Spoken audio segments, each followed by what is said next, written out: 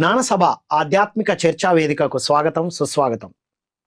ఎంతో మంది ఆధ్యాత్మిక శాస్త్రవేత్తలు వారి సాధనతో, స్వాధ్యాయంతో, వారి పరిశోధనతో తెలుసుకున్న విషయాలు మనకు అందిస్తూ ఉన్నారు. ఎన్నో అద్భుతమైన విషయాలు వారి ద్వారా తెలుసుకుంటున్నాం. ఈరోజు మనం గురు కృప, గురు భక్తి గురించి చర్చ ద్వారా తెలుసుకోబోతున్నాం. ఈనాటి చర్చలో ముగ్గురు ఆధ్యాత్మికవేత్తలు మనతో పాటు ఉన్నారు. అందులో లక్ష్మీనారాయణ గారు సీనియర్ మోస్ట్ పిరమిడ్ మాస్టర్ మరియు ప్రకృతి చికిత్సా నిపుణులుగా మినరల్ డిపార్ట్మెంట్ రిటైర్డ్ అయ్యి ఎన్నో అద్భుతమైన ఆధ్యాత్మిక కార్యక్రమాలతో పాటు ఎన్నో సోషల్ సర్వీస్ యాక్టివిటీస్ చేస్తున్నారు. నమస్కారం సార్. నమస్కారం. సో మరొక మెడికల్ స్టూడెంట్ నుండి, అంటే మెడికల్ సైన్స్ నుండి ఆధ్యాత్మిక శాస్త్రవేత్తగా ఎన్నో ఆధ్యాత్మిక గుళికల్ని, స్పిరిచువల్ టాబ్లెట్స్ పేరుతో అందిస్తున్న డాక్టర్ గోపాలకృష్ణ గారు. నమస్కారం సార్. యోగా టీచర్ మరియు మ్యాథమెటిక్స్ టీచర్తో పాటుగా ఎంతో మంది మహర్షుల యొక్క స్టడీస్ చేసి వారి యొక్క ఆత్మజ్ఞానాన్ని ఎంతో మందికి అందిస్తున్న రత్నకుమారి గారు. నమస్కారం మేడం. నమస్కారం. మీ అందరికీ ఈనాటి గురు కృప, గురు దక్షిణ, గురు భక్తి గురించి చర్చకు స్వాగతం. సో మేడం గారు చెప్పండి, గురు భక్తి, గురు కృప అంటే ఏంటి? గురు కృప అంటే దానికి మనం ఒక ఉదాహరణతో వివరిస్తానండి. నేను రామకృష్ణ పరహంస, అలాగే వివేకానంద అని నరేందర్ అనేవాళ్ళు. అంతకుముందు నరేంద్రగా తను ఉన్నప్పుడు ఏమంటే తను చాలా మంది దగ్గరికి వెళ్ళడం జరిగింది. ఏమంటే దేవుని మీరు చూసారా అని అడగడం జరిగింది అందరిని కూడా. అలాగే రామకృష్ణ పరహంస దగ్గరికి వచ్చి అడుగుతున్నప్పుడు ఆయన ఏమంటారంటే, ఇప్పుడు నేను ఎలా చూస్తున్నానో అలాగే చూశాను ఆ పరమాత్ముడు కూడా అని చెప్తారు ఆయన. అని చెప్పినప్పుడు దానికన్నా ముందు నీకు కూడా చూపిస్తాను, దానికన్నా ముందు నాకు ఒక చిన్న సాయం చేయి, నువ్వు నాకు కళ్ళజోడు, అంటే కళ్ళు కూడా బాగా కనబట్టలేదు నాకు, అందుకని నాకు అష్టావక్ర గీత అది కొంచెం చదివి వినిపించు అని చెప్తారన్నమాట. అన్నాక ఫస్ట్ కొంచెము ఇలా అనుకుంటాడు. తర్వాత ఏమంటే ఇంకా తను దేవుని కూడా చూపిస్తానన్నారు కదా, దానికోసమని ఇంకా అది అష్టావక్ర గీత తీసుకుంటారు అన్నమాట. తీసుకుని అది చదవడం స్టార్ట్ చేస్తారు తను. అష్టావక్ర వివేకానంద వారు అది కొంచెం చదవగానే ఆయన ఇక ఆపుదామన్నట్లు చూస్తే ఆయన అంటారన్నమాట, నాకు కళ్ళది కొంచెం మసగ్గా ఉన్నాయి, కనబడట్లేదు, నువ్వు ఎంగగా యువకుడు, నువ్వు కొంచెం అది చదివి వినిపియ్యి, తొందర ఏముంది నీకు అని చెప్తారు. అలా అష్టావక్ర గీత అంతకుముందు తనలో ఎన్నో సందేహాలు వివేకానందకి నరేంద్రగా ఉన్నప్పుడు. అయితే ఎప్పుడైతే ఈ అష్టావక్ర గీత చదువుతూ ఆ అధ్యాయాన్ని చదువుతూ ఉన్నారో అప్పుడు ఆటోమేటిక్గా ఆయనలో మార్పు రావడం జరిగింది. అంటే అంతకుముందు ఎలా ఉన్నారో అన్నిటి ప్రశ్నలకి అందులోనే సమాధానం అందించారు గురువారు. అంటే అది చదువుతూ ఇంకా తను ఏదైతే ఉందో తను అడగడము కూడా మర్చిపోయారని చెప్పొచ్చు మనం. అంటే దానికి దొరికేసినట్లే ఇంకా. అంటే గనక ఆయన కరెక్ట్గా ఆ బుక్ ఇచ్చి అలా చదివించడంలో అంతరార్థం ఏమంటే, తను చూశారట, అతను లోపలికి చూశారు, అతని జన్మలు చూశారు. అతను లోపలికి చూసినప్పుడు ఏమంటారంటే అద్భుతమైన గని ఉంది, తన లోపల గని ఉంది, వివేకానంద ప్రశ్నలతో ఉండిపోయారని తెలుసుకున్నారు. తన లోపల అద్భుతమైన గని ఉంది. ఆ గని చాలా ఉపయోగం, చాలా మందికి ఉపయోగపడుతుంది. ఫ్యూచర్ లో కూడా అందరికి ఎంతో మందికి మేలుకొల్పు జరిగే గని ఆయనలో ఉంది. ఆయన జన్మలు కూడా చూడడం జరిగింది రామకృష్ణ పరమహంస. అంటే మేడం, గురు కృప అనేది వారు వచ్చిన ఏ ప్రశ్న అడిగారో వారికి ఒక పుస్తకం చదివించి గాని ఏదో ఒక రూపంలో గురు కృప అందిస్తారు. ఇలాగానే ఉండదు, ఆ సిచ్యువేషన్, ఆ సందర్భానుసారంగా ఆ గురువు వాళ్ళ మీద కృపతో వాళ్ళని ఏంటి ఎరుకుపరచడం అండి. అక్కడ గురు కృప అంటే అది ఎరుకు కలిగజేయడం. అంటే వాళ్ళు అప్పుడు దాకున్న ప్రాపంచకం వైపు, ప్రాపంచకతలో ఎలా ఉంటుందంటే తర్కం ఉంటుంది, క్వశ్చన్ ఉంటుంది. మనం అంతా కూడా ప్రతిదీ కూడాను తర్కిస్తాం, ఇది ఎందుకైంది, ఇది ఎలా ఎందుకైంది, అది ఎలా అన్నారు, ఈ తర్కంలోనే ఉండిపోతాం మనం. అధ్యాత్మతలో తర్కానికి దానికి దూరం ఉంటుంది. ఇక్కడ తెలుసుకోవాల్సిన విషయం ఏంటంటే మేడం, ఒక యువకుడుగానే గురువు దగ్గరికి రావడం, అడిగినప్పుడు గురువు చెప్పిన దాన్ని సహనంతో పాటించాడు, తనకు సమాధానాలు వచ్చాయి. అంటే గురు కృప సహనంతో పాటించారు అన్నది కూడా మనం అక్కడ ఎగ్జాక్ట్లీ ఇలా అలా అని ఏం చెప్పలేము. అలా ఏమంటే తనకు కావలసింది ఇస్తానన్నారు ఆయన. ఈయన ఎప్పటి నుంచో వెతుకుతూ ఉన్నారు దేవుణ్ణి. ఎవరిని అడిగినా ఎవరు చెప్పిన సమాధానం ఈయనకి సంతృప్తి లేదు. రైట్. అప్పుడు ఇక్కడికి రావడం జరిగింది. ఇప్పుడు గురు కృపను ఎలా అర్థం చేసుకోవాలి దీంట్లో ఈ ఆయనకి context లో? ఆయన మీద కృప ఉంది కాబట్టి ఆయన ఆ మార్గంలో తీసుకురావడానికి రామకృష్ణ పరమహంస మనం మచ్చుక్కు చెప్పుకున్నాం ఈ రైట్ విషయము. రైట్. ఇలా ఇంకా చాలా చేశారు ఆయన. మరి గురు భక్తి అంటే ఏంటి మేడం? అలాగే గురు భక్తి అంటే గనక గురువు మీద ఉండే భక్తి అది వేరేగా వచ్చేస్తుందండి, భక్తి మార్గంలోకి వస్తుంది. అది అంతేనా? మనము ఏమిటి భక్తి చెప్పుకోవాల్సింది. అంటే? ఇక్కడ భక్తి తెలుసు, గురు భక్తి ఏంటి? గురు భక్తి అంటే మీరాబాయిని తీసుకోవచ్చు మనం. ఉమ్, కృష్ణుడి మీద ఉన్న ఆమె భక్తి అంటే కదా, తన భక్తి మార్గంలోనే తన్మయత్వం. మోక్షాన్ని పొందారు ఆమె. ఓకే. భక్తి అంటే మామూలుగా ఇప్పుడు జనాలు చేసే, ఇప్పుడు ఆ భక్తురాలని చెప్తారు, రోజు గుడికి వెళ్తారు, ప్రసాదాలు పెడతారు, దేవుడి దగ్గర పూజలు భజనలు చేస్తారు. ఇప్పుడు చాలా మంది ఉన్నారు భజనలు ఇప్పుడు చేసేవాళ్ళు. మరి గురు భక్తి వీరందరూ కూడా ఇప్పుడున్న ప్రాపంచికతలో భక్తులు అంటారు. వీళ్ళు వాళ్ళ యొక్క భక్తి ఏమంటే అవును. బృందం, భక్తి బృందం అంటారు, భక్త బృందం. ఉమ్, భక్త బృందం అని చెప్తూ ఉంటారు. వీళ్ళంతా కూడా రోజు ఆమె గుడికి వెళ్తుంది. అయితే గుడికి వెళ్ళి పూజలు చేసి ఇవన్నీ చేస్తున్నంత మంది భక్తులు అన్నది మనం చెప్పలేము. రైట్. ఎందుకంటే లోపల అంతరం కదా చూడాల్సింది. అలా భక్తురాలుగా ఎగ్జాంపుల్ చెప్పాలంటే మనం మీరాబాయి అని చెప్పొచ్చు. ఓ వండర్ఫుల్ మేడం.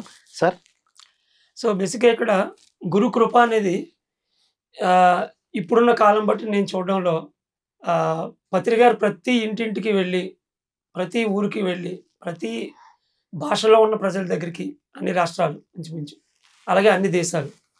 సో గురువు అనేవాడు ఒకసారి తను ఏదైతే పొందాడో, నేను పొందింది ప్రతి ఒక్కడు పొందాలి అన్నటువంటి ఒక ఆశయాన్ని తీసుకొని తన కృపను ఎప్పుడైతే అందరికీ కలుగు చేస్తాడు. సో కృపను కలుగు చేయడం అంటే ఏంటి? ఇప్పుడు ఆయన బస్సులో 2.5 గంటలు ట్రావెల్ చేసి వెళ్ళి అక్కడ పుట్టపర్తిలో ఒక ఆయనకి ధ్యానం నేర్పిన సందర్భాన్ని మనం తెలుసుకున్నాం. ఒక్కరి కోసం ఒక్క వెళ్ళడం. వ్యక్తి కోసం వెళ్ళడం అనేది. ఉమ్, సో ఆయనకి మరి ఎంత కృప ఉంటే ఎంత అందిద్దాము అన్నటువంటి ఆ ఆసక్తి ఉండడం వల్ల ఆయన అతనికి అవకాశం కలిగించాడు. అలా మనం అందరం ఇన్వైట్ చేస్తాం, సార్ మా ఊరికి ఎప్పుడు వస్తారు, మా ప్రాంతానికి ఎప్పుడు వస్తారు, మా పిరమిడ్కి ఎప్పుడు వస్తారని.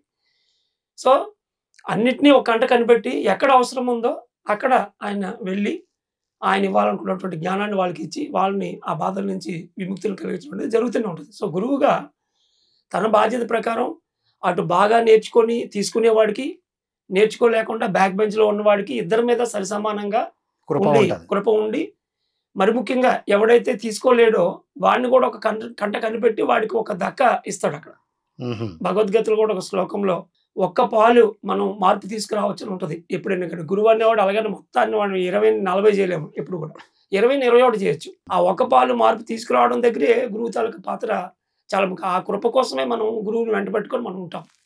ఏదో ఒక రోజు ఆటోమేటిక్గా ఆ మార్పు అనేది ఒక ఓవర్ నైట్లో మనకి వచ్చే అవకాశం అక్కడ గురువు కల్పిస్తారు. కాబట్టి యాజ్ ఇట్ ఈజ్గా తీసుకునే వాళ్ళు కాకుండా, ఈజీగా నేర్చుకునే వాళ్ళు కాకుండా, వాడు ఇబ్బందులు పడుతూ ఉంటే, వాడికి చేత కాకపోతే వాడిని కూడా తీసుకురాగలిగే స్థితి గురువు దగ్గర ఉంటుంది. ఆ ఒక్క పాలు కన్వర్షన్ అది గురువు వైపు నుంచి. భక్తి అనేది సరెండరెన్స్ అనుకుంటాను నా దృష్టిలో. శిష్యుడికి ఉండాల్సిన. శిష్యుడికి ఓ, శిష్యుడి వైపు నుంచి గురువుకి సరెండర్ అయిపోవాలి అంతే. ఆ సరెండర్ ఎప్పుడైతే మనం ఉంటామో అప్పుడు ఏదో ఒక రోజు వాళ్ళ కృపలకు ఆటోమేటిక్గా మనం పాత్రలు అవుతాం. ఓహో, గురు భక్తి అనేది శిష్యుడికి ఉండాలి, గురు కృప అనేది గురువు యొక్క గురువు లక్షణం కిందకే లక్షణం వస్తుంది. కింద వస్తుంది. మన గురు కృప శిష్యులకు అవసరమే. అవును. అవసరం. కృప అవసరం. ముఖ్యంగా ఎవరైతే ఆ చేరుకోలేనటువంటి తక్కువ స్థాయిలో ఉంటారో వాళ్ళకి ఖచ్చితంగా కావాలి. ఎందుకంటే ఆ పుష్ ఇచ్చినప్పుడే వాడు ఆటోమేటిక్గా వెళ్ళగలుగుతాడు. చాలా మంది గురువులు ఆత్మ సాక్షాత్కారం వాళ్ళకి ఇప్పించారు అంటే మరి అది ఆ కృపతోనే వాళ్ళు పొందారు. అవును. కానీ ఆ స్థితికి వాళ్ళు వెళ్ళగలిగారు. ఇప్పుడు వీళ్ళకి కూడా అర్హత ఉండాలి. అర్హత ఉండాలి, ఆ ఉమ్, భక్తితో ఉండాలి. మేడం ఇచ్చిన అద్భుతమైన ఎగ్జాంపుల్. ఇప్పుడు శబరి అంత భక్తితోని అన్ని సంవత్సరాలు ఉండబట్టి ఎక్కడో రామరాజ్యంలో ఉండాల్సిన అతను అడవుల పాలైనట్టుగా కనిపించి సీన్ క్రియేట్ అయ్యి చివరికి ఆవిడ దగ్గరికి వచ్చి ఆ పండు తిని ఆవిడ విముక్తిని కలుస్తారు. అలాగే అహాలిని కానీ. ఉమ్. కాబట్టి వాళ్ళు అంత భక్తితో వాళ్ళు సరెండర్ అయ్యి పూర్తిగా ఎదురు చూడడం వల్ల వాళ్ళు గురువునే వాళ్ళ దగ్గరికి రప్పించుకోగలుగుతారు. వాహ్, అల్టిమేట్ సార్. మీరేమంటారు సార్? అదే గురు కృప, గురు భక్తి, వీటి రెండింటి గురించి చెప్పాలంటే ఇప్పుడు మన పత్రిజీ గారి గురించి మన జీకే గారు చాలా విషయం చెప్పారు. ఆయన గురు కృప అందరి మీద ఉండడం వల్లనే మనం చాలా మాస్టర్. ఇక్కడ మనం పురాణాల్లో ఒక చిన్న ఉదాహరణ తీసుకుంటే ధౌమ్యుడు మహాముని, తర్వాత ఉపమన్యు, అతను ఒక శిష్యుడు. ధౌమ్యునికి పెద్ద ఆశ్రమం ఉంది. ఆశ్రమంలో చాలామంది శిష్యులు వచ్చి నేర్చుకుంటూ ఉంటే ఒక భారీ కాయం, ఒక మందబుద్ధి, ఒక తెలియలేనివాడు ఆయన ఉపమన్యు అక్కడికి వస్తాడు. గురువుగారు నన్ను శిష్యుడిగా స్వీకరించండి. మిగతా గురువులు శిష్యులకి అది నచ్చదు, వీడేం నేర్చుకుంటాడని అన్నప్పుడు నేను శిష్యునిగా స్వీకరిస్తానని అతను తన దగ్గర పెట్టుకొని అతనికి ప్రత్యేకమైన శ్రద్ధ ఇస్తుంటాడు. మిగతా వాళ్ళకి అది నచ్చదు అన్నమాట. ఎందుకంటే ఏ విషయాన్ని చెప్పినా వేదాలు, తర్వాత ఉపనిషత్తులు, తర్వాత ఈ శాస్త్రాల గురించి బోధిస్తుంటే సార్ నాకు అర్థం కావట్లేదు, నేను దాన్ని వల్లెవేయలేను, నేను చేయలే అంటాడు. ఆయన కూడా మళ్ళీ ప్రయత్నం తర్వాత భోజనశాలకు పోయిన తర్వాత అందరూ ఒక 10 మంది భోజనం అతనే చేస్తుండేవాడు. అలా భోజనం తర్వాత భారీ కాయంగా ఉండేవాడు.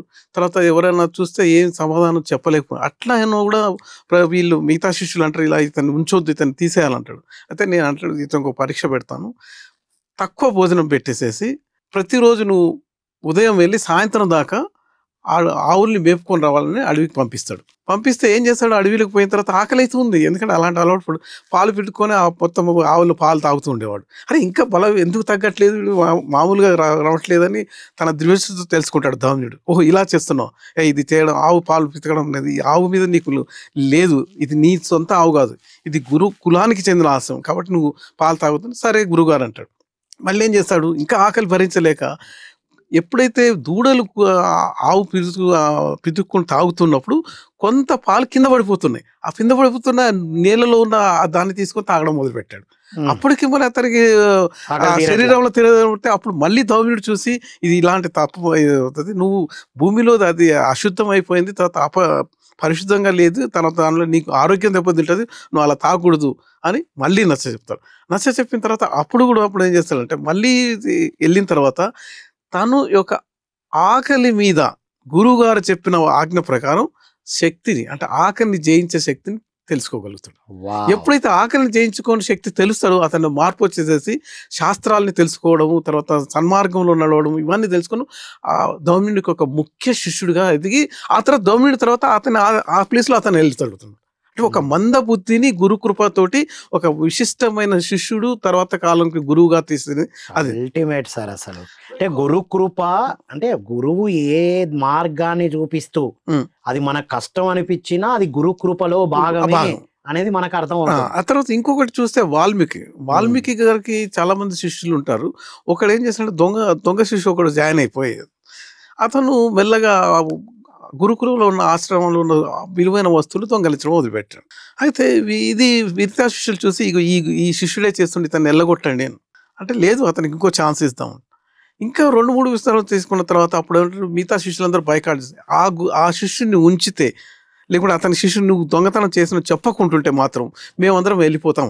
అప్పుడు వాల్మీకి గారు ఏమంటారంటే మీరందరూ ఆల్రెడీ జ్ఞానం సంపాదించుకొని ఉన్నారు, అతను అజ్ఞానంతో అతను చేసే దొంగతనం సరి అయినది కాదని తెలుసుకునేంత వరకు అతన్ని నేను దగ్గర ఉంచుకుని మీరు కావాలంటే వెళ్ళిపోండి అని పబ్లిక్లో చెప్తాడు. చెప్పగానే అప్పుడు అతనికి పరివర్తన చెంది అతను వచ్చి వాల్మీకి కాళ్ళ కింద పడి నేనే ఈ దొంగతనాలను నేనే చేశాను, నాకు ఇప్పుడు పరివర్తన వచ్చింది, నేను ఒక మంచి శిష్యుడిగా మారుతానని చెప్తున్నాను. So that is the vain. అందుకని ఇది గురు కృపకి. ఇక గురు భక్తికి మనం ఒక ఉదాహరణ తీసుకోవాలంటే ఆయత ధౌమ్యుడు అని ఒక గురువు గారు ఉన్నారు. అతను పెద్ద జ్యోతిష్కుడు అనమాట. జ్యోతిష్ శాస్త్రంలో అందరికీ విద్యాబోధన చేస్తుంటే అక్కడికి కౌస్తుభుడు అనే ఒక యువకుడు వచ్చి అతను శిష్యరికం చేస్తాడు. ఈ కౌస్తుభుడు చాలా తొందరగా జ్ఞానాన్ని సంపాదించుకుంటే అతను ముఖ్య శిష్యుడు అయిపోతాడు అనమాట. ముఖ్య శిష్యుడు అయిపోయిన తర్వాత ఏం చేస్తారంటే ఈ గ్రాడ్యుయేషన్ డే వచ్చింది, అందరికి విద్యాబుద్ధి వచ్చిన అందరి తల్లిదండ్రులు వచ్చారు, తర్వాత ఎవరైనా తీసుకెళ్తా ఉంటే కౌస్తుభుడు అంటే నేను రాను అంటాడు తల్లిదండ్రులతో. అరే ఏంటి నీకు గురుగారు అన్ని నేర్పించారు, నువ్వు జ్యోతిష్కరంలో కూడా ఒక పెద్ద విద్యావేత్త కూడా ఎదిగావు, నువ్వు వచ్చి ఇప్పుడు రాజు దగ్గర ఉంటే నీకు ప్రజలకు ఉపకారం చేస్తుంటే నేను రాను అంటాడు. సరే అని అందరు వెళ్ళిపోయిన తర్వాత అందరి ముందు అడగడు. అందరు వెళ్ళిపోయిన తర్వాత ఏంటి కౌస్తుభ ఎందుకు నువ్వు అందరు శిష్యులు వెళ్ళిపోయిన తర్వాత కూడా నువ్వు నా దగ్గర ఉండాలనుకుంటున్నావు, ఎందుకు నీకేంటే గురువుగారు మీరు పెద్ద జ్యోతిష్కం చెప్తారు, కానీ మీకంటే నేను జ్యోతిష్కంలో ఇంకా ఎక్కువ తెలుసుకొని నేను మొన్న గురు పౌర్ణమి నాడు మీ జాతకాన్ని చూస్తే మీకు 6 నెలల్లో మీకు ఒక భయంకరమైన కుష్టి వ్యాధి వస్తున్నది, అప్పుడు మీకు సేవ ఎవరు చేస్తారు, నేను అందుకనే మీరు సేవ చేయాలి, అందుకోసమని నేను ఉంటున్నాను. అలా అయింది. 6 నెలలు కలిసిన తర్వాత అతనికి కుష్టి వ్యాధి వస్తుంది. కుష్టి వ్యాధికి ఎన్నో లేపనాలు తీసుకురావడం, తర్వాత ఎన్నో వ్యాధులతో ఆకులు పసలతో ప్రయత్నం చేస్తుంటాడు. చేసిన తర్వాత మళ్ళీ తెలుసుకుంటాడు ఏంటంటే ఈ కుష్టి వ్యాధి తగ్గదు, దీంతో మరణం సంభవిస్తుంది గురువుగారికి తెలిసి ఆ రోజుల్లో ఉన్న ప్రాముఖ్యత ప్రకారం కాశీపట్నానికి తీసుకొని వెళ్తుంటాడు. కాశీపట్నం ఎందుకు తీసుకెళ్తారంటే కాశీలో మరణించాలని ఇప్పుడు కూడా మన ప్రభావం కాశీకి తీసుకెళ్ళి అక్కడ ఒక సత్రంలో ఉంచుకొని సేవ చేస్తుంటే ఏంటంటే ఈ కుష్టి వ్యాధితోటి బాధలు భరించలేక ఈ కౌస్తుభుని కొట్టడం, తిట్టడం, తర్వాత నిందించడం, వచ్చినది ఆయన భిక్ష తీసుకొచ్చిన ఆకలి మొత్తం ఆయన భుజించడం, ఇలా చేస్తారు. ఇలా చేసే వరకు అప్పుడు కూడా తను ఓర్చుకొని ఉంటే ఇతని గురుభక్తి చాలా ఎక్కువైపోయిందని అది త్రిలోకాల్లో చర్చకు వస్తుంది అనమాట. ఉమ్. చర్చకు వచ్చినప్పుడు వీళ్ళంటారు లేదు ఇతని గురుభక్తిని మనం బంద్ చేసేయాలి ఎందుకని అని ఫస్ట్ అతి అయిపోయిందని. అతి అయిపోయిందని బ్రహ్మ వస్తాడు. బ్రహ్మ వస్తే నీకు గురువు భక్తి ఇంత విపరీతంగా ఉండదు, నీకు తిండి పెడతలేదు, నిన్ను తిడుతున్నాడు కొడుతున్నాడు, నువ్వు అందుకని ఇప్పటికీ ఇమీడియట్గా నువ్వు ఇక్కడ నుంచి వెళ్ళిపోవాల్సిందే అంటాడు. అంటే అప్పుడు అంటాడు అంటే ఇతను గురుభక్తి ఎంత ఎక్కువ అంటే ఇతను బ్రహ్మాన్ని తెలుసుకొని మీరు సృష్టి చేస్తున్నప్పుడు గురువుని ఎందుకు సృష్టించారు, గురువుకి ఎప్పుడు విధేయతతోటి వినయంతో ఉండాలని మీరు శిష్యుడి లక్షణాలని చెప్పారు కదా, అలాంటి శిష్యుడి లక్షణాలు నేను ఎలా తీసుకోగలుగుతా బ్రహ్మగారు అంటాడు. అంటే బ్రహ్మ అప్పటికి అంతర్ధానం అయిపోతుంది. ఇక విష్ణువు దగ్గరకు వచ్చిన తర్వాత విష్ణు నచ్చ చెప్పడానికి నువ్వు కరెక్టే, నువ్వు ఆయన దగ్గర అన్ని నేర్చుకున్నావు, నువ్వు ఇప్పుడు ఒక గురువుగా ఎదిగావు కాబట్టి నువ్వు ఆయన అవసరం నీకు లేదు, నీకు కాబట్టి ఇంకా వేరే ఒక పరిచారకులను పెట్టు, నువ్వెందుకు ఆ సేవ చేయాలి, నువ్వు వచ్చి ప్రజలకు సేవ చేయాలి, ప్రజలకి అందరికీ నువ్వు చెప్పగలగాలి అని ఆ డైరెక్షన్లో చెప్తే అప్పుడు మళ్ళీ ఇతను తన విష్ణు తెలుసుకొని నువ్వు విష్ణుమూర్తి గారు మీరు ప్రపంచాన్ని మొత్తం మీరు నడిపించే మీరు ఒక గురువు కూడా ఈ ప్రపంచంలో ఒక భాగమే. అతను కుష్టు వ్యాధితో బాధపడుతూ జనన మరణాల మధ్యలో ఉంటే ఒక సాటి సహచరుడు సాటి తోటి ఉన్న ఇంటివాడే వచ్చి సేవ చేస్తున్నప్పుడు నేను అతన్ని ముఖ్య శిష్యుడిగా ఉన్నప్పుడు నేను సేవ చేయకుండా ఎలా ఉండగలుగుతున్నానని అడుగుతాడు. అనగానే విష్ణుమూర్తి అంతర్ధానం అయిపోతాడు. అప్పుడు ఇక శివుడు వస్తాడు. శివుడు వచ్చి చెప్తాడంటే చూడు నిన్ను అంత లయకారుడు కాబట్టి నిన్ను నీ జీవితాన్ని నాశనం చేసి అతను చనిపోయేలోపు నీ జీవితాన్ని నాశనం చేస్తాడు, అందుకనే నువ్వు అతన్ని వదిలిపెట్టాల్సిందే అంటాడు. అప్పుడు అంటాడు ఆది గురువు అయిన మీరే ఇలా అంటే ప్రపంచానికే మీరు ఆది గురువు అని నేను తెలుసుకున్నాను, కానీ మీరు నా గురువుని వదిలిపెట్టమని చెప్పడం భావ్యం కాదు అంటే అప్పుడు కౌస్తుభా నీ భక్తికి మెచ్చాను, గురు భక్తికి మెచ్చాను, నీకు ఏదైనా కోరిక ఉంటే కోరుకో అంటాడు. కోరిక నాకు ఒకటే, నన్ను ఈ గురువుని వదిలిపెట్టను, కానీ బ్రహ్మను విష్ణు వచ్చి నా వెంబడి పడుతుండే వదిలిపెట్టమని వాళ్ళిద్దరిని ఇక్కడికి రాకుండా కాపలా కాయండి అంటాడు.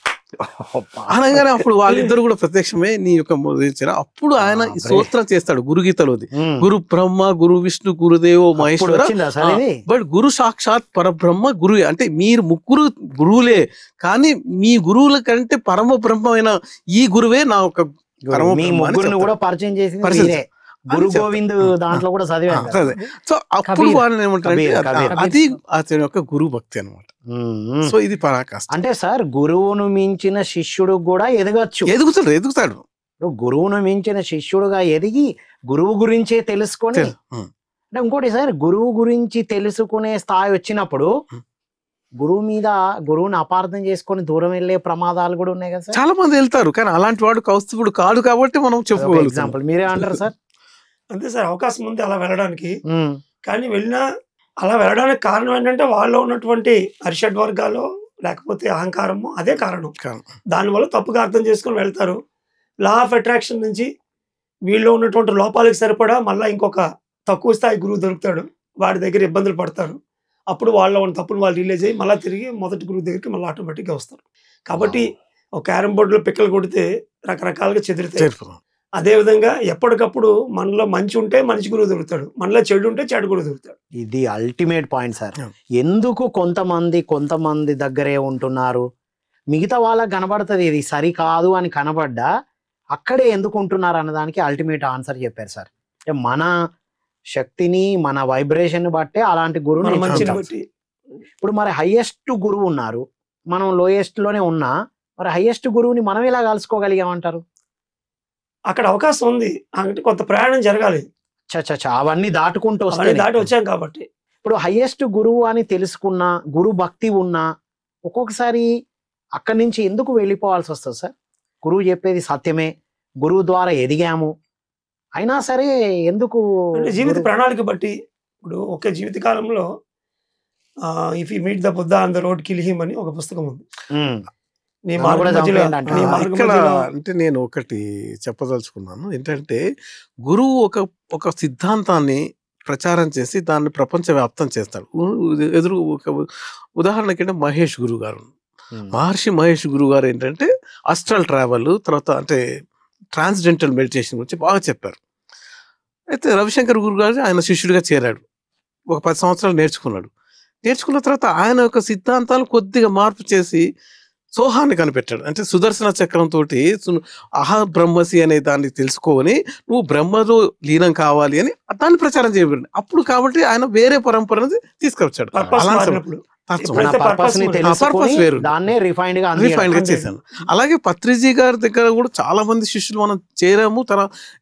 99% వాళ్ళు అలాగే ఉన్నారు. కానీ 1% ఏం చేశారంటే కొన్ని వాళ్ళకి సిద్ధాంతాలు నచ్చక లేకుంటే వాళ్ళ ప్రథమ స్థాయిలో ఉన్న శిష్యులు చేసే పనులు నచ్చక, ఆ గురువు గారు చేసిన పనులు నచ్చక కాక అలాంటి వాళ్ళు వేరే కుంపడి పెట్టుకోవడానికి కొంతమంది ప్రయత్నం చేస్తున్నారు. అల్టిమేట్ ప్రణాళికలో భాగంగా జరుగుతుంది సార్ అది. ఎప్పుడు కూడా ప్రణాళికలో భాగంగా జరుగుతుంది. ఇప్పుడు ఒక డాక్టర్ గా నేను ఉన్నాను, పత్రికారి దగ్గర శ్వాస మధ్యాసం నేర్చుకున్న తర్వాత నా దగ్గర డాక్టర్ కాబట్టి అందరూ పేషెంట్స్ వస్తారు.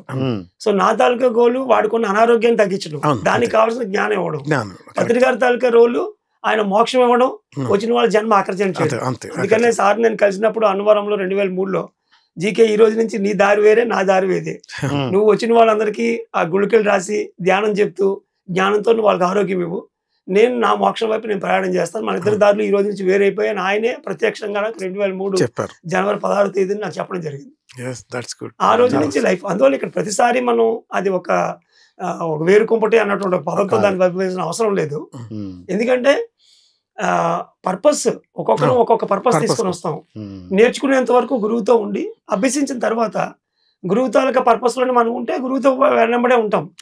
లేదు అనుకున్నప్పుడు మనకు వేరే పర్పస్ ఉన్నప్పుడు ఆ గురువు యొక్క ఒక గౌరవాన్ని ఆయన మహాశయాలని మనం క్యారీ చేస్తే, ఇప్పుడు నా పని పేషెంట్ గార్డ్గా వచ్చిన ప్రతి ఒక్కరిని తయారు చేసి పిఎస్ఎస్ మూవ్మెంట్ కప్ చెప్పడమే మెయిన్ గోల్. అదే ఫైనల్ గా. కాకపోతే మధ్యలో ఒక లేయర్ లో మనం ఏదైతే ఒక పర్పస్ తీసుకున్నా ఆ పర్పస్ లో మనం అంటే జీవిత ధ్యేయము జీవిత లక్ష్యం అని కూడా చెప్పారు కదా.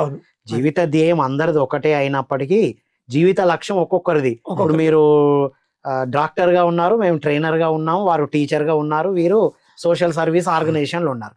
ఎందులో ఉన్నా మళ్ళీ ఈ సత్యాన్ని అందించుకుంటూ ఫైనల్ గా వాళ్ళందరూ అక్కడ తీసుకెళ్ళడం మన తలకు ఉద్దేశము. కాకపోతే వచ్చిన వాళ్ళు బట్టి వాళ్ళకి ఏ లేయర్ లో జ్ఞానం కావాలో ఆ లేయర్ లో మనం అందిస్తాం. అక్కడ దారి టెంపరీగా విడిపోయినట్టు కనబడుతుంది, కానీ ఫైనల్ గా మనం గమ్యం ఒకటే, గమ్యం అక్కడికే వస్తుంది. వండర్ఫుల్ మేడం, మీరు చెప్పండి. గురువుని మించిన శిష్యులు అవడం అయిన తర్వాత మళ్ళీ గురువు మార్గం నుంచి దూరం పోవడం ఇలా ఉంటుందా? జరుగుతూ ఉంటే ఎండల. ఎందుకంటే ఇప్పుడు మనం గనక ఒక చెట్టుకి ఎంతో పూత వస్తుంది, అంత పూత అంతా కూడా కాయ అవ్వదు. అందులో కొన్ని రాలిపోయి కొన్ని కాయలు వస్తాయి. ఆ కాయల్లో కూడా మళ్ళీ చిన్నగా ఉన్నప్పుడు కొన్ని రాలిపోతాయి. అలా చివరికి చేరేసరికి ఒకటో రెండో ఉంటాయి. అలాగే గురువు చుట్టూ చేరిన ఎంతో మంది ఉంటారు. వాళ్ళల్లో నిజమైన గురువులుగా మళ్ళా వచ్చేది ఎక్కడో ఒకళ్ళో ఇద్దరు, చాలా అరుదుగా ఉంటారు, తక్కువగా ఉంటారండి. అలాగే గురువును మించిన శిష్యులు ఇలా అనుకుంటే మనము మన పత్రికారిని తీసుకుందాము.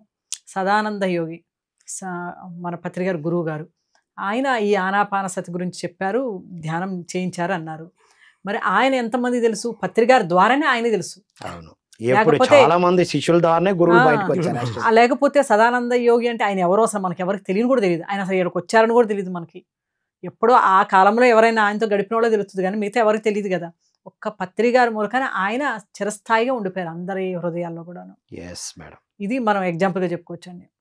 వివేకానందుడి ద్వారానే రామకృష్ణ పరమహంస, లేకపోతే వివేకానంద లేకపోతే రామకృష్ణ పరమహంస కూడా అందరికి తెలిసేవాళ్ళు కాదు. అలాగా కృష్ణ భగవానుల వారే వాళ్ళ గురువు గారు, రాముడి వల్లనే వారి గురువు గారు.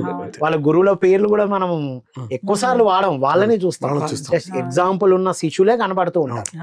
అంటే ఇందాక సార్ అన్నారు గురువుది నచ్చక కాదు, గురువు చుట్టూన్న శిష్యులది నచ్చక వెళ్ళిపోతూ ఉంటారని. కానీ అది కరెక్ట్ కాదేమో, ప్రణాళిక ప్రకారంగా అన్నారు, వాళ్ళకి నచ్చక అన్నారు. మీరేమంటారు మేడం? నచ్చక వెళ్ళడం అనేది కరెక్ట్ కాదండి. మనం వచ్చిన ఇప్పుడు కొంతమందికి చాలా ఉంటాయి ఇలాగ జరగడానికి, కొంతమందిలో ఉండొచ్చు, వేరువేరుగా ఉండొచ్చు ఆయన చుట్టూ ఉన్నవాడు. కానీ మనం దేని మీద గురి పెట్టాము? ఇవన్నీ అన్నెసరీ కదా. మన గురువు మీద కాదు, శిష్యుల మీద కాదు, మనం గురువు మీద, గురువు మాట మీద. అవునండి. అలా దీనికి ఎగ్జాంపుల్ గా ఏమంటే మన ఓషో గారు తెలుసు మనకి. ఓషో గారి దగ్గర ఎంతో మంది ఉన్నారు శిష్యులు అంతా కూడాను. కమల కీర్తి అని ఆయన నామకరణం చేశారు. ఆయన యూరప్ చెందిన ఆయన ఏం చేసేవాళ్ళు అంటే అక్కడ ఈయన మన ఓషో గారికి కాపలాదారిగా కూడా ఉన్నారు. ఆయన కాపలా కింద ఇంకా అనేక విషయాలు, మామూలు వాళ్ళు చేయని పనులు కూడా ఆయన చేశారు అక్కడ. ఎంతో అంటే ఆయన అసలుకి చనిపోయే వరకు ఎవరికి ఆయన ఎవరని తెలియదు. ఆయన చెప్తారు, ఆయన శరీరం వదిలేసారు ఇక్కడే. ఆ తర్వాత చెప్పారు ఆయన ఎవరంటే ఒక రాజు పరివారానికి చెందిన, ఒక రాజ్యానికి చెందిన రాకుమారుడు ఆయన. ఓకే. కమలకీర్తి అని ఆయనకి యూరోప్ కంట్రీలో మొత్తం అన్ని యూరోప్ కంట్రీలో ఎన్ని కంట్రీలు ఉన్నాయో అందరూ వాళ్ళ మేనమామలు, వాళ్ళ పిన్ని, బాబాయిలు, ఇలా మొత్తం వాళ్ళ దగ్గర ఫ్యామిలీ మెంబర్స్ అందరూ రాజులు వాళ్ళంతా కూడా. అంటే చూడండి, అది దగ్గర వాళ్ళు, ఆయన బంధువులు, మళ్ళీ ఆయన కూడా జర్మనీకి రాజు అయి ఉండేవాళ్ళు అంట. అలాంటి వ్యక్తి వచ్చి ఇక్కడ అలాంటి సేవ. వ్యక్తి మొత్తము భ్రమణ చేస్తూ అంతా తిరుగుతూ వచ్చి ఇక్కడికి రాగానే ఇక్కడ ఆగిపోయారు ఓషో అంటే గారి దాన్ని దగ్గర. గురు భక్తి అనొచ్చా? గురు భక్తి అనే కదా, గురి ఉంది, గురి కుదిరింది ఆయనకి. మెయిన్ గురి. గురి భక్తి అంటే ఇప్పుడు ఏదో ఈయన ఇలాగంట అని రావడానికి ఆయనకి ఫుల్ అసలు అన్ని రాజ్యాలలో అన్నీ వాళ్ళు ఉన్నాయి మరి. అంత మొత్తము ఉంది, కానీ గురి కుదిరింది అక్కడ ఆయన. Right, wonderful madam. ఇదే సందర్భంలో గురువు లక్షణాలు, శిష్యుల లక్షణాలు చెప్పండి మేడం. గురువు అంటే కనుక మనం చెప్పుకున్నాము, ఆయన ఆ వెలుగుని పంచాలని తపన, తనలాగా తన శిష్యుడు కూడా అవ్వాలి అని వెలుగును పంచేవారు. అదే జ్ఞానాన్ని, ఆ వెలుగుని పంచేవాడు గురువు. శిష్యుడు అంటే శిరనిచ్చేవాడు కూడా, అంటే శిరస్సునిచ్చేవాడు అయి ఉండాలంట. ఓ, శిరస్సుని అప్పగించాలి గురువుకి. అంటే గనక అవసరమైతే తన తల కూడా ఇచ్చేయడానికి సిద్ధంగా ఉండాలి. అలాంటి వాడే శిష్యుడు అవుతాడు. శిష్యుడు అనే దాంట్లో అర్థం అది వస్తుందంట. జీకే సార్ అంటారు, ఈ క్షణం మీరు 1 గంట సేపు మీ చెవులు నాకు ఇచ్చేసేయండి అంటారు. అలాగా అంటే గురువుకి అవసరమైతే తన తలను కూడా ఇచ్చేయాలి, అలా ఉండాలి అంట. దీనికి ఏమంటే అలాంటి వాళ్ళు నిజంగానే గురువులు ప్రతిసారి ఉన్నారు కూడా. మరి శిష్యులు, గొప్ప వాళ్ళు. శిష్యులు ఒకటే పాయింట్ వచ్చింది. గురువు గారి అంటే జ్ఞాన పంచడం, గురువు గారి చాలా ఉన్నాయి. శిష్యుడు చెప్తున్నానండి, తను శిరస్సు కూడా ఇచ్చడానికి రెడీగా ఉండాలన్నట్టు. ఎగ్జాంపుల్ మీరాబాయి తీసుకుందాం. మీరాబాయిని తీసుకున్నప్పుడు ఆమెకి విషం ఇస్తారు చంపడానికి, విషం పంపిస్తారు. ఆ విషాన్ని కూడా ఆమె తాగేసింది. ఏమంటది, అది కూడా ఆ అమృతం అంటుంది ఆమె. దాన్ని కృష్ణుడి యొక్క ఆయన ప్రసాదించిన అమృతంగా భావించి ఆమె లోపల తీసుకుంటే ఆమెకి ఏం అవ్వలేదు. అంటే అక్కడ ఆమె ప్రాణాన్ని కూడా పణంగా పెట్టేసింది ఆమె. అంటే ఆ భక్తి ఆయన మీద ఉన్న ఇది. Okay madam. సార్, గురువు ఎప్పుడు కూడా సామదాన భేద దండోపాయాలు అన్న 4 ఉపయోగించి సౌమ్యంగా చెప్పేటప్పుడు సౌమ్యంగా చెప్పాలి. వాడిని దగ్గరికి తీసుకోవాలనుకున్నప్పుడు వాడికి ఒక చాక్లెట్ ఇచ్చి, అంటే వాడి మార్గంలో వెళ్ళి వాడిని సరెండర్ చేసుకొని చెప్పాలనుకుని చెప్పాలి. భేదం మనకు తెలిసిందే. చిన్నగా దూరంగా పెట్టినప్పుడు వాళ్ళు ఆటోమేటిక్గా మళ్ళీ గురువు వచ్చి దగ్గరికి వస్తాడు. చివరికి దండోపాయం, అవసరమైతే 4 పీకన్నా సరే, దండోపాయం ద్వారా పనిష్మెంట్ ఇచ్చినా సరే దారిలో పెట్టడానికి, సత్యం వైపు తీసుకెళ్ళడానికి. సో ఈ సామధాన భేద దండోపాయాలు 4 వాడైనా సరే ఏదైతే తన దగ్గర జ్ఞానాన్ని వాడికి ఇచ్చి తనకు సరిపడగా వాడిని తయారు చేయాలో అది చేయాలి. అయితే ఈ సామధాన భేద దండోపాయాలకి అతీతంగా కూడా, అంటే ఇది ఇంద్రియ పరిధిలో మనం మాట్లాడుతున్నాం. అతీంద్రియ పరిధిలో మనం వింటాం, అంటే ఒక శక్తి ప్రసారం చేయటం అనేది కానీ, లేకపోతే ఒక అలౌకిక స్థితిలోకి వెళ్ళేటట్టుగా వాళ్ళకి గురి చేయటం కానీ, ఒక అనుభవాన్ని ఇప్పించడం కానీ అనేది కూడా మనం పాతకాల పద్ధతిలో మనం చూసాం. ఇప్పుడంటే అవి పెద్ద కనిపించట్లేదు ఎగ్జాంపుల్స్. బట్ ఆ కంటిన్యూస్గా ఉన్నప్పుడు ఆ చమత్కారాన్ని మనం ఆటోమేటిక్గా చూస్తాం. అప్పుడు వాళ్ళు కన్విన్స్ అయ్యి ఈ మార్గంలోకి వచ్చారు. ఒక గురువుగా తను ఇద్దాం అనుకున్న జ్ఞానాన్ని ఈ పద్ధతులు అన్నీ ఉపయోగించి అందులో ఆ గురువుగా తను సక్సెస్ అవ్వాలి శిష్యుని తయారు చేయడం. అది ఎవరికి ఏది అవసరమో అది ఇస్తారు. ఇప్పుడు ఒకరిని దండోపాయం చేసిండ్రని, అమ్మో నన్ను దండోపాయం చేస్తామని పారిపోతే ఇంకా అంతే, అది వాళ్ళకి సూట్ అయింది, వాళ్ళకి సూట్ అవుతుంది అంతే. అది గురువు వైపు నుంచి. Right sir. ఇంకా శిష్యుడి వైపు నుంచి వచ్చేటప్పటికి మనకు జ్ఞానం తెలుసుకోవడానికి, ముఖ్యంగా ఆత్మజ్ఞానం తెలుసుకోవడానికి ప్రత్యక్ష జ్ఞానం, పరోక్ష జ్ఞానం అని 2 పద్ధతులు ఉన్నాయి. సో అందువల్ల ఒక శిష్యుడిగా ప్రత్యక్షంగా ఒక గురువు దగ్గర ఉండి గురువు సృష్టి చేస్తూ ఆయన దగ్గర సాధన చేస్తూ మన స్వానుభవం నుంచి గురువు దగ్గర నుంచి నేర్చుకునేదంతా కూడా ప్రత్యక్ష జ్ఞానం మనం పొందుతాం. పరోక్ష జ్ఞానం అంటే పత్రిజీ ఈరోజు మనం ఎంతో మంది గురువులు మనకి పుస్తకాల రూపంలో మనకు పరిచయం చేస్తున్నారు. ఈయనతో ఉన్నా కూడా ఎవరెవరైతే గురువు ఉన్నారో అందరి పుస్తకాలు పత్రిజీ, మరి ఓషో రజనీ దగ్గర నుంచి సేతు మహానుభావుడి వరకు మనకు సుమారు ఒక 100 మంది గురువులు మనకు పుస్తకాల ద్వారా పరిచయం చేశారు. మరి పత్రిజీ గారితో ఉన్నప్పటికీ కూడా పరోక్షంగా మనం ఇతరుల యొక్క పుస్తకాలు చదివి దాని నుంచి కూడా మనం జ్ఞానం తీసుకోవాలి. సో ఇటు ప్రత్యక్ష జ్ఞానం, అటు పరోక్ష జ్ఞానం, అదే అనుభవాలు పంచుకోవడం కూడా మనకు నేర్పారు. అందరు అనుభవాలు వినమంటారు. ఆయన దగ్గరికి వెళ్ళినా కూడా నువ్వు వీడి అనుభవం విను అని పంపిస్తారు. ఎందుకంటే ఆ అనుభవం విన్నప్పుడు ఇంకా వాడే మన గురువు. అక్కడ ఆ అనుభవం నుంచి మనం నేర్చుకుంటాం.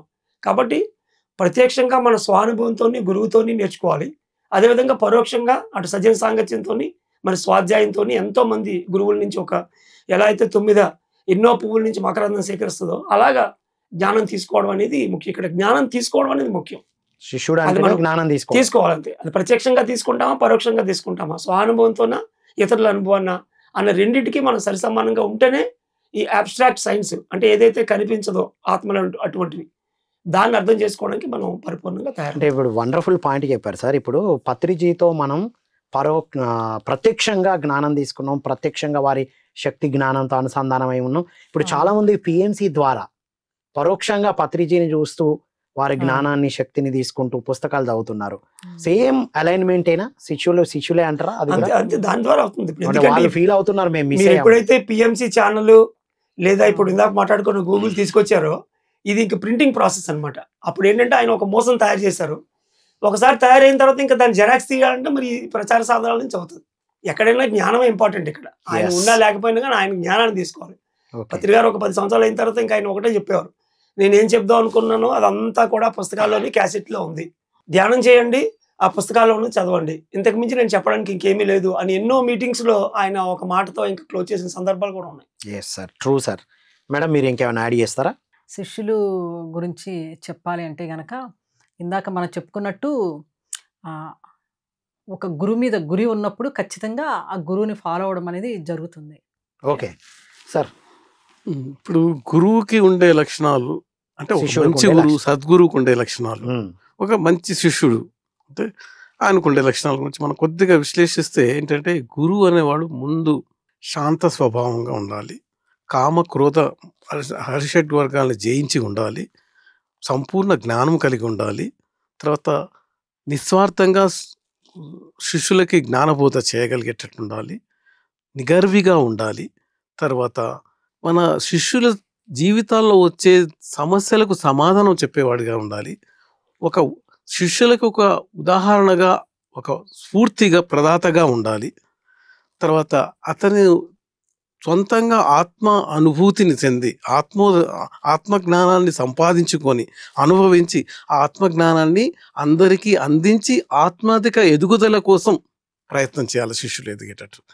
తర్వాత ఇంకా ఏంటంటే, గురువు ఎలా ఉంటాడంటే, గురువు ఒక వేషధారణ కూడా సింపుల్గా ఉండాలి, అతను మాట్లాడే తీరు కూడా అంటే వాక్చాతుర్యం ఉండాలి, తర్వాత ఆయన ఒక హాహాభావాలు తర్వాత అవన్నీ కూడా ఎలా ఉండాలంటే ఆదర్శవంతంగా ఉండాలి, తర్వాత అతను శిష్యులందరికీ ఒక మార్గదర్శిగా ఉండాలి, ఒక మెంటర్గా అంటే ఒక స్ఫూర్తి ప్రదాతగా ఉండాలి.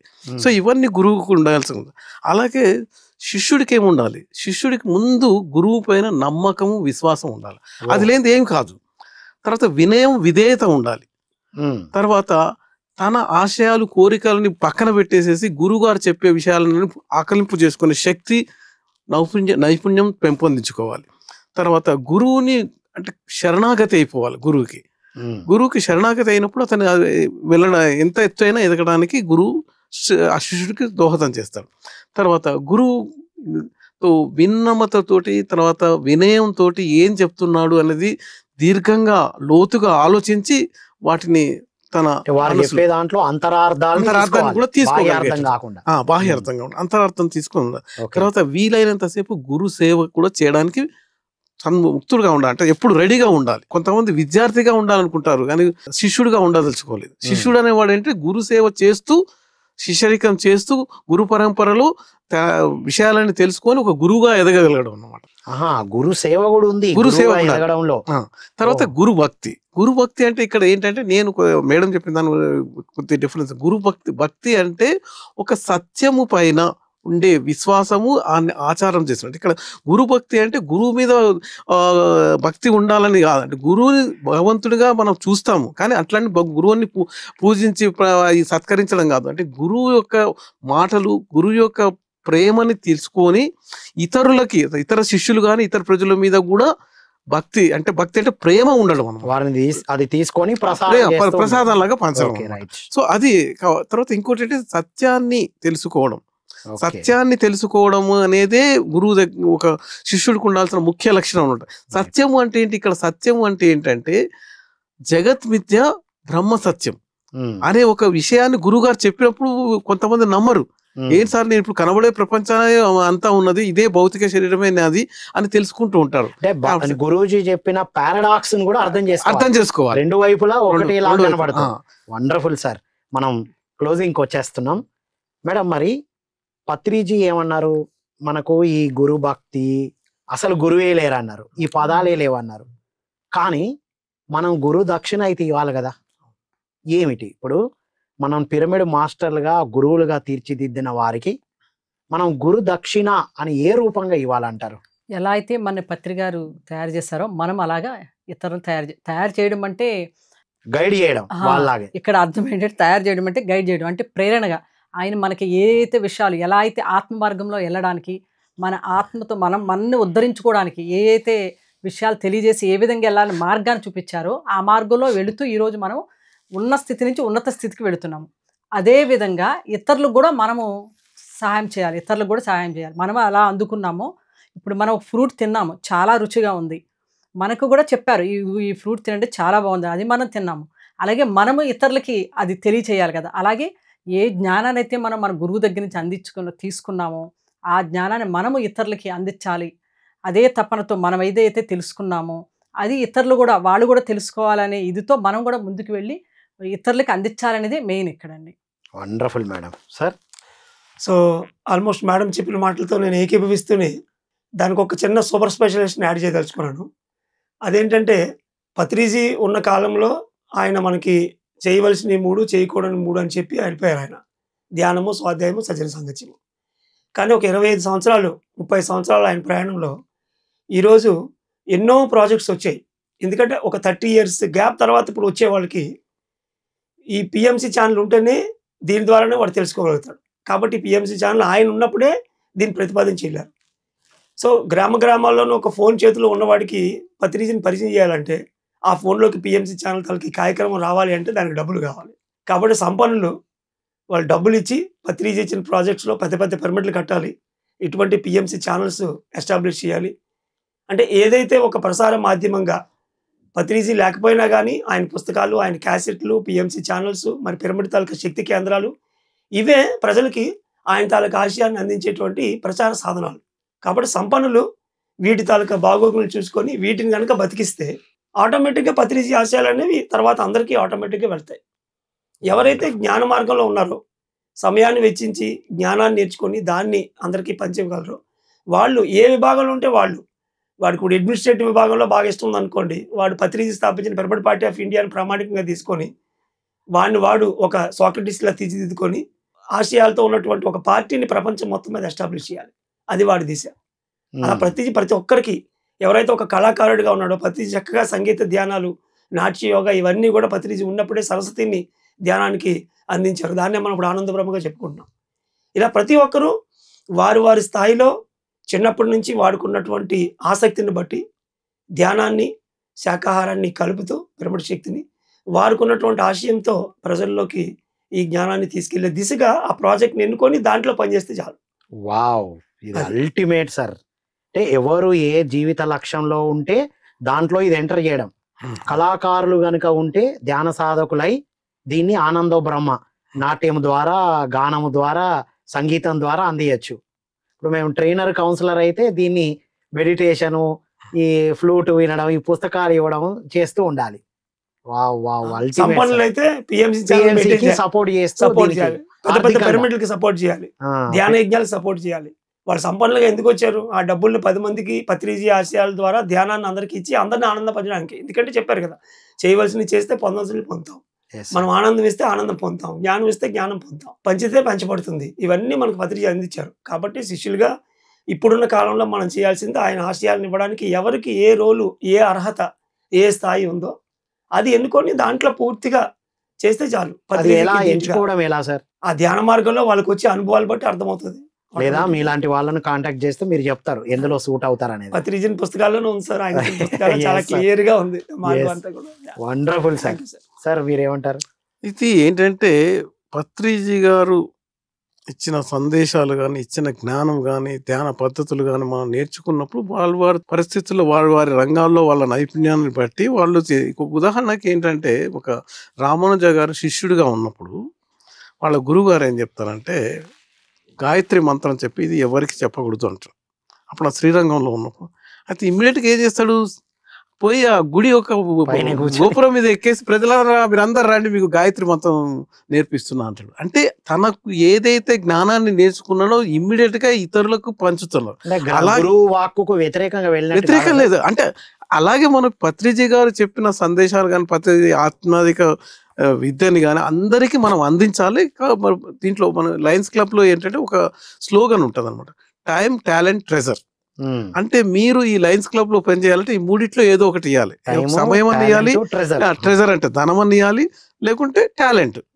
ఏ టాలెంట్ అది. ఇప్పుడు మనం డాక్టర్ గారు టాలెంట్ ఉపయోగించి స్పిరిచువల్ టాబ్లెట్స్, మేడం గారు యోగా ద్వారా చెప్తున్నారు, అలాగే మనం సర్వీస్ ద్వారా చెప్తున్నారు, మీరు ట్రైనర్ గా చెప్తున్నారు. అలాగే ప్రతి ఒక్కరు తన రంగంలో పైకి పోతూనే పత్రిజీ గారు చెప్పిన వాటి గురించి, అంటే ధ్యాన జగత్ కానీ, పిరమిడ్ జగత్ కానీ, అహింసా జగత్ కానీ, శాకాహార జగత్ గురించి విస్తృతంగా ప్రచారం చేసి మనం ఇప్పుడు అసెన్షన్లో పోతున్నాం కాబట్టి, మనం 5th డైమెన్షన్స్ పోతున్నాం కాబట్టి, సత్యయుగంలో పోతున్నాం కాబట్టి, మన అందరం సత్యయుగానికి కావలసిన ప్రిపేర్ అయ్యే మనుషుల్ని మనం తయారు చేయగలిగేటట్టు ఉండాలి. అదే నా సంతోషం. పత్రిజీ ఇచ్చిన ఆ మహా ఆశయాల్ని మనం ముందుకు తీసుకెళ్ళాలి. మహా ఆశయాలు. Wonderful sir. ఫైనల్ గా మీ మెసేజ్ సార్. సో ఈ గురు పౌర్ణమి రోజు ప్రతి ఒక్కరూ కూడా పత్రిజీ ఇచ్చినటువంటి ఆ విశేషమైన జ్ఞానాన్ని, ధ్యానాన్ని, ఆత్మజ్ఞానాన్ని, పిరమిడ్ శక్తిని, మరి ముఖ్యంగా శాకాహార ప్రాశస్యాన్ని, అహింసా సిద్ధాంతాన్ని, ఆయన మనకి ఏదైతే ఒక ఆనందాన్ని ఇచ్చారో ఈ ఆనందాన్ని ఆయన సిద్ధాంతాల ద్వారా ప్రపంచం అంతా కూడా మనం ఇచ్చి, మరి ఆయన మనకిచ్చినటువంటి ఆ మహా ఆశయాన్ని ఆయన మనందరితోనే పాటు ఉన్నారు. ఆ పిరమిడ్ జగత్తు, ధ్యాన జగత్తు, శాకాహార జగత్తు, ఆత్మవిజ్ఞాన జగత్తుని సాధించేంత వరకు ఆయన మనతోనే ఉంటారు. ఆ ఆశయాన్ని తీసుకెళ్లే అదృష్టమే ఈ గురు పౌర్ణమి సందర్భంలో మనకు ప్రతి సంవత్సరం ఎదురవుతుంది. అదే మనం ఆయనకి ఇచ్చేటువంటి గొప్ప గురుదక్షిణగా నేను భావిస్తాను. మరి ఆ మార్గంలోనే అందరం ప్రయాణిద్దాం. Ultimate message sir. మేడం, మన గురువుగారు మనకి చెప్పినట్లు సజ్జన సాంగత్యము, అలాగే ధ్యానం, అలాగే స్వాధ్యాయం, ఈ మూడింటిని తీసుకుని మనం అందరం కూడాను వెళ్ళాలి అని, అలాగే మన జీవితంలో ఆత్మజ్ఞానాన్ని పొందే మార్గంలో, అంటే వీటితో కూడుకుని మనం వెళ్ళడమే కాదు, మన తోటి వాళ్ళు కూడా అందించాలి. ఇది ఏదైతే గురువుగారు మనకి చెప్పారో శాకాహారిగాను, అలాగే పిరమిడ్స్, ఇవన్నీ కూడా ఏమంటే ముఖ్యమైనవి. ఇవన్నీ కూడా వీటితో పాటు మనము కూడా నడవాలి అని, అలాగే సరే చెప్పిన దాంట్లో మన పత్రికారు చెప్పిన దాన్ని ఆచరిస్తూ ఇతరులకు కూడా ఆచరించేట్లు చేయాలి అనేది ఉద్దేశం. Wonderful madam, wonderful sir. మీ మెసేజ్. ఇప్పుడు మనం జీకే గారు అన్నట్లు, మేడం గారు అన్నట్లు, మనం ఏంటంటే పత్రిజీ గారి లక్ష్యాలు, ఆశయాలు, దానికి అనుగుణంగా మనం ఏదైతే ధ్యాన జగత్తు, అహింసా జగత్తు, శాకాహార జగత్తు, పిరమిడ్ జగత్తు చేయడానికి విస్తృతంగా మనం ఒక ప్రతిజ్ఞ, ఈ గురు పౌర్ణమి రోజు ప్రతిజ్ఞ చేసి, ఆ ప్రతిజ్ఞ పాలన కోసం మనం ఏం చేయాలన్నది మన పరిధిలో మనం నిర్ణయించుకొని మనం చేస్తూ ముందుకు సాగిపోతూ ఉండాలి.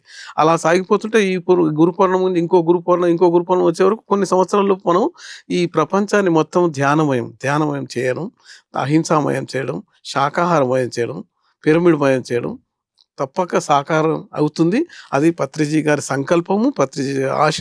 అది మనం అందరం పిరమిడ్ మాస్టర్స్ గా నెరవేర్చాల్సి ఉంటుంది. Wonderful sir. అందరికీ థ్యాంక్ యూ సో మచ్. అద్భుతమైన విషయాలు అందించారు. ఇది మిత్రులారా, ఈనాటి జ్ఞాన సభ ద్వారా గురు కృప ఉంటుందా అంటే ఉంటుంది. గురు కృప ఎలాగైనా ఉండొచ్చు. ఒక పుస్తకం చదివిపించి అలా తీర్చిదిద్దొచ్చు, లేదా మనం ఎక్కువ కర్మలతో చేయకూడని పనులు చేసినప్పుడు మార్పా వారు మిలరాపాను ఎన్ని రకాలుగా ఇబ్బంది పెట్టారో అది కూడా గురుకృపలో భాగమే. లాస్ట్కు వారిలోని కాంతిని బయటికి తీయడమే. వివేకానందుల వారికి పుస్తకం ద్వారా మరొక శిష్యుడికి మరొకలాగా అందించిన గురుకృప అనేది ఉంటుంది. మరి గురు భక్తి అంటే ఏంటి అంటే వారి పట్ల విశ్వాసాన్ని కలిగి ఉండడం, సరెండర్నెస్ని కలిగి ఉండడం అని మనం ఈరోజు తెలుసుకున్నాం. గురువు లక్షణం ఏంటి అంటే వారు ఎంచుకున్న, వారు తెలుసుకున్న విషయాల్ని అందరికీ అందించడం, మరొక గురువులాగా తీర్చిదిద్దడం. మరి శిష్యుడి లక్షణం ఏంటి? నేర్చుకోవడం, ఎదగడం, ఆ తెలుసుకున్న దాన్ని ప్రచారం చేయడం, ప్రసారం చేయడం. మరి గురువుకు వ్యతిరేకంగా వెళ్ళడమా? కొంతమంది గురువులు ఇది చెప్పొద్దు అంటే చెప్పిన వాళ్ళు కూడా ఉన్నారు. వ్యతిరేకంగా వెళ్ళినట్టు కాదు, వారి ద్వారా ఆ విధంగా ప్రచారం జరగాలి కాబట్టి జరిగింది. మరి కొంతమంది మరి గురువుతో ఒక అనుసంధానం ఏర్పాటు చేసుకొని వచ్చినా ఎందుకు ఇంతమంది గురువులను కలుస్తూ ఉంటాం అంటే మన వైబ్రేషన్ని, మన జ్ఞానాన్ని బట్టి ఆ స్థితిలో ఆయా వాళ్ళతో ఉంటాం. అది ఎప్పుడైతే అయిపోతుందో అద్భుతమైన గురువుతో మనం ఉంటామో, ఆ గురువు వచ్చినప్పుడు ఆ గురువు నుంచి జ్ఞానము, సారాన్ని తీసుకొని మనం ప్రచారం చేస్తూ ఉండడం. మరి నేటి తరంలో ఉన్న మనందరం ఏం చేయాలి? నేటి తరానికి ఏం అందించాలి అంటే పిఎంసికి సపోర్ట్ చేయడం, తర్వాత ఎన్నో వింగ్స్ పెట్టారు. నేను చిన్ననాపటి నుండి డాక్టర్ కావాలనుకోని డాక్టర్ కాలేని వాళ్ళకి స్పిరిచువల్ టాబ్లెట్స్ ద్వారా స్పిరిచువల్ కౌన్సిలర్గా అవకాశం ఇస్తున్నారు డాక్టర్ జీకే గారు.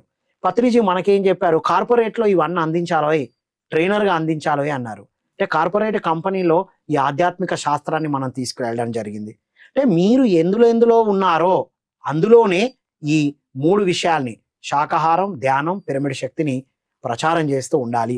గురు పౌర్ణమి రోజున మనం ఒక దీక్ష తీసుకొని నెక్స్ట్ గురు పౌర్ణమి వరకు మనం ఎలా ఎదగాలి అని ప్రణాళికలు చేసుకుంటూ ఉన్నతంగా ఎదగాలని కోరుకుంటూ మరో కార్యక్రమంలో మళ్ళీ కలుద్దాం. అంతవరకు సెలవు. Thank you all.